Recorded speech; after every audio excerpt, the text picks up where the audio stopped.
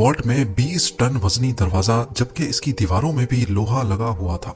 बनाने वालों को इस पर इतना यकीन था कि उन्होंने बैंक वॉल्ट में सिक्योरिटी अलार्म तक नहीं लगाया, क्योंकि इसको अनब्रेकेबल वॉल्ट कहा जाता था। इसका भरम तो तब टूटा जब डकैतों ने एक मास्टर प्लान बनाया और पूरे 27 घंटों तक सिक्योरिटी को चकमा देकर इस वॉल्ट में छुपे रहे। नाजरीन, ये मास्टर प्लान था क्या और ये हिस्ट्री की सबसे बड़ी बैंक रॉबरी क्यों मानी जाती है, इस पर बात करने से पहले हम सीधा चलते हैं 19 जुलाई 1976 वाले दिन पर।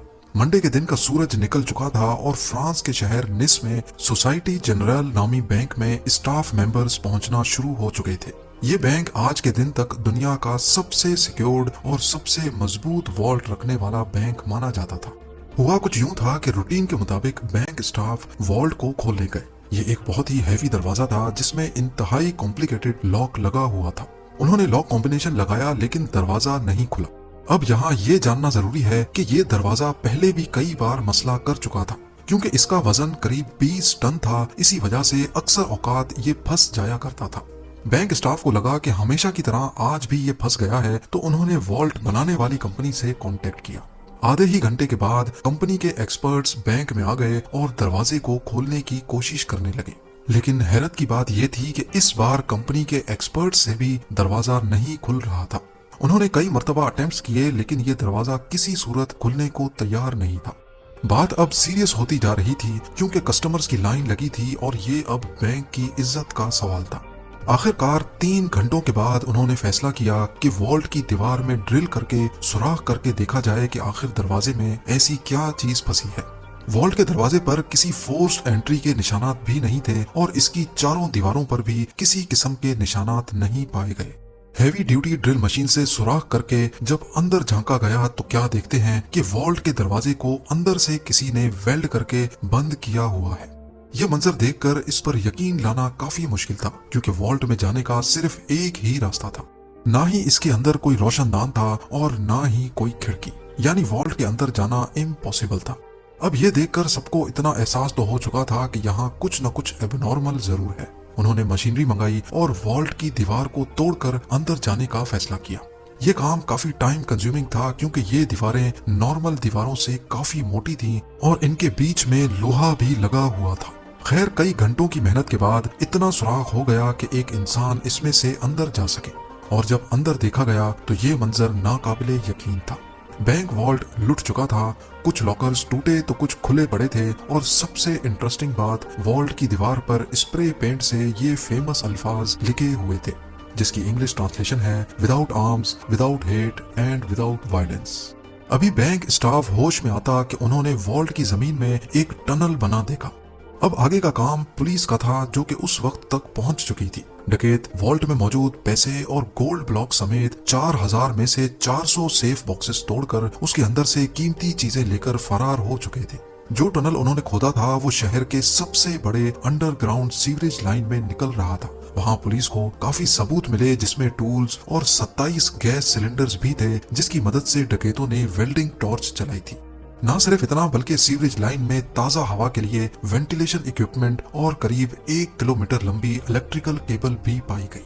ये लूट $20 मिलियन से भी ज्यादा की थी, जिसकी आज कुल मालियत $110 मिलियन या फिर 900 करोड़ रुपयों के बराबर बनती है। ये न सिर्फ सेंचुरी की सबसे बड़ी बैंक हाइस्ट थी, बल्कि इस पुलिस इन्वेस्टिगेशन को भी फ्रांस की सबसे बड़ी इन्वेस्टिगेशन का दर्जा हासिल है। खैर, ये बात अब पूरी दुनिया में फैल चुकी थी। बैंक की रेपुटेशन को तो अच्छा खासा नुकसान हुआ ही था, लेकिन ये फ्रेंच पुलिस के लिए भी बहुत अफसोस का मकाम था। अगले कई महीनों तक पुलिस ने एड़ी चोटी के जोर लगाए, आसपास के लोगों को पकड़ा, बैंक स्टाफ को इंटरोगेट किया, लेकिन कहीं से भी डकैतों का कोई सुराग ना मिल सका। फिर 3 महीनों के बाद अक्टूबर 1976 में पुलिस को एक बहुत बड़ी लीड मिली। डकैतों के ग्रुप का एक मेंबर अपनी ही गर्लफ्रेंड की टिप पर पकड़ा जा चुका था। पहले तो वो मान नहीं रहा था, लेकिन जब पुलिस ने उसकी तबीयत साफ की तो वो फट पड़ा और पूरी गैंग का नाम ले डाला। पुलिस के लिए हैरानगी की बात यह थी कि ये गैंग छोटी मोटी चिंदी चोरियों के लिए फेमस हुआ करता था। इतनी बड़ी बैंक हाइस्ट इन्होंने ही की थी, ये बात कुछ हजम नहीं हो रही थी। इस प्लान का मास्टरमाइंड असल में कोई और ही था। इंटेरोगेशन के दौरान गैंग मेंबर्स ने पुलिस को एक शख्स का नाम दिया, जो कि उनके मुताबिक चोरी का मास्टरमाइंड था। ये एल्बर्ट स्पाज़्ज़ियारी नामी शख्स असल में एक फोटोग्राफर था। जब पुलिस ने इसको अरेस्ट किया तो ये कहीं से भी क्रिमिनल नहीं लग रहा था। सिंपल ड्रेसिंग, सिंपल लाइफस्टाइल और शहर के आउटस्कर्ट्स में एक नॉर्मल से घर में रहता था। इसके आस पड़ोस से पता किया गया तो सबने यही कहा कि एल्बर्ट सीधा साधा फोटोग्राफर है जो हमेशा अपने काम से काम रखता है। लेकिन एल्बर्ट स्पाज़्ज़ियारी के बारे में पुलिस जो कुछ सोच रही थी वो उससे बिल्कुल अलग था। उसने फौरन पुलिस के सामने कॉन्फेस किया कि बैंक हाइस्ट का मास्टरमाइंड वही है। पुलिस के लिए ये केस अब तकरीबन क्लोज हो चुका था, लेकिन ये तो सिर्फ एक शुरुआत थी। एल्बर्ट के मुताबिक उसने पहले इसी बैंक में लॉकर लिया था और बहाने से वो वॉल्ट में जाकर सारी चीजों की फोटोज कैप्चर करता था। उसने पहले अपने ही लॉकर में एक अलार्म क्लॉक रखा जिसका अलार्म रात के वक्त का सेट किया। जब अलार्म बजने से भी कोई अलर्ट नहीं हुआ और ना ही कोई सिक्योरिटी अलार्म बजा तो उसको कंफर्म हो गया कि वॉल्ट में कोई सिक्योरिटी सिस्टम नहीं लगा। फिर वो इंजीनियर के भेस में सिटी गवर्नमेंट के ऑफिस गया और शहर का नक्शा निकलवाया। इस मैप पे सीवरेज लाइन कहाँ और बैंक से कितना दूर है इसका अंदाजा लगाया। फिर उसने कैलकुलेशन की तो करीबी सीवरेज लाइन से 26 फुट का टनल खोदने पर वो सीधा बैंक वॉल्ट में निकल सकता है। अब इस काम के लिए बहुत मेहनत की जरूरत थी, लिहाजा एल्बर्ट ने शहर के एक गैंगस्टर से कांटेक्ट किया और उसको सारा प्लान बताया। उस गैंगस्टर ने अपने आदमियों को इस काम पे लगा दिया। टनल को खोदने में करीब 2 महीने लग गए क्योंकि ये काम बगैर मशीनरी के किया जा रहा था और इस काम को सिर्फ रात के वक्त करना बहुत जरूरी था जब बैंक में कोई भी नहीं होता। इस दौरान एल्बर्ट अपनी पूरी कोशिश कर रहा था कि सीवरेज लाइन के ऊपर रोड तक भी किसी को आवाज ना जाए। फिर 18 जुलाई सैटरडे और संडे वाली रात को वो वॉल्ट में फाइनली दाखिल हो गए। अगले 27 घंटों तक उन्होंने बड़े सुकून से लूट मार की, जिसके दौरान उन्होंने वहां लंच भी किया और डिनर भी, और जाते जाते ये फेमस अल्फाज लिख कर चले गए।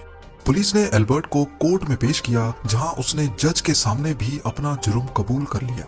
उसने इंटेरोगेशन के दौरान अपने प्लान का एविडेंस और लूटी गई रकम की डिटेल्स एक पेपर पे कोड वर्ड में लिखी थी। उसका कहना था कि ये एविडेंस वो सिर्फ जज को ही देगा और सिर्फ जज ही इस कोड वर्ड को पढ़ सकेगा। इस काम के लिए जज ने एल्बर्ट को अपने कमरे में बुलवा लिया। एल्बर्ट ने वो पेपर जज के हाथों में दिया जिस पर सिटी का मैप बना हुआ था। अभी जज उस मैप को समझने में लगे ही थे कि एल्बर्ट ने फौरन कमरे की खिड़की से छलांग लगा ली। ये कमरा फर्स्ट फ्लोर पे था और उसके नीचे एक गाड़ी खड़ी थी। एल्बर्ट गाड़ी की छत पे गिरा और फौरन खड़ा होकर एक बाइक जो पहले से उसका वेट कर रही थी उस पर बैठकर फरार हो गया। पुलिस की लाख कोशिश के बावजूद वो पकड़ा नहीं जा सका। कई सालों के बाद उसका इंटरव्यू इटली के एक टीवी शो में ब्रॉडकास्ट हुआ जिसमें उसका कहना था कि मुझे 12 साल की एज से ही खजानों का बहुत शौक हुआ करता था और ये शौक मैंने इस हाइस्ट से पूरा कर लिया। ऐसा महसूस हो रहा था कि इस इंटरव्यू के जरिए वो फ्रेंच पुलिस को तंग कर रहा है। उसके बाद एल्बर्ट कहाँ गया ये मिस्ट्री आज तक सॉल्व नहीं हो पाई। 1989 में एल्बर्ट स्पाज़्ज़ियारी की मौत हो गई। उसकी माँ का कहना था कि एल्बर्ट की डेड बॉडी को उसके घर के बाहर कोई रख। Thanks for watching M for Musa TV. Please like, share and subscribe. Thank you.